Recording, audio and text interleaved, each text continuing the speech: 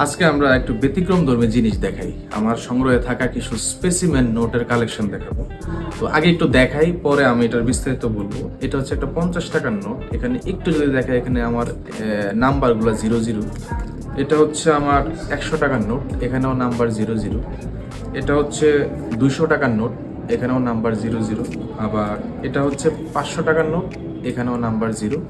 এবং এটা হচ্ছে 1000 টাকার নোট, এখানেও নাম্বার 00।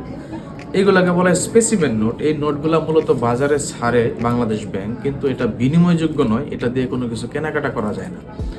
এটা তখনই ছাপানো হয় যে নতুন কোনো টাকা আসবে তার আগ মুহূর্তে এটাকে ছাপিয়ে এটা বিভিন্ন ব্যাংক কর্মকর্তা এবং শুল্ক কর্মকর্তা যারা আছে তাদের জন্য পাঠানো হয় যে এরকম একটা নোট আসবে এবং এটার মধ্যে এই ধরনের সাইন থাকবে যেটা দেখে আপনারা অরিজিনাল টাকাটা চিনতে পারবেন।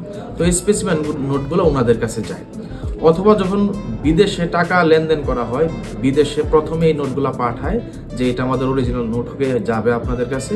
তখন তারা যখন এই টাকাগুলো পায় তখন বুঝতে পারে যে কোনটা আসল বা কোনটা নকল। মূলত জাল নোট এবং অরিজিনাল নোটের পার্থক্য বোঝানোর জন্য আগে থেকেই এগুলো রেডি করে কর্মকর্তাদের কাছে পাঠানো হয়।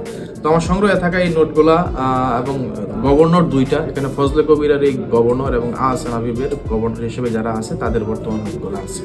যাই হোক, আমার সংগ্রহে ছিল তাই দেখালাম। ধন্যবাদ সবাইকে।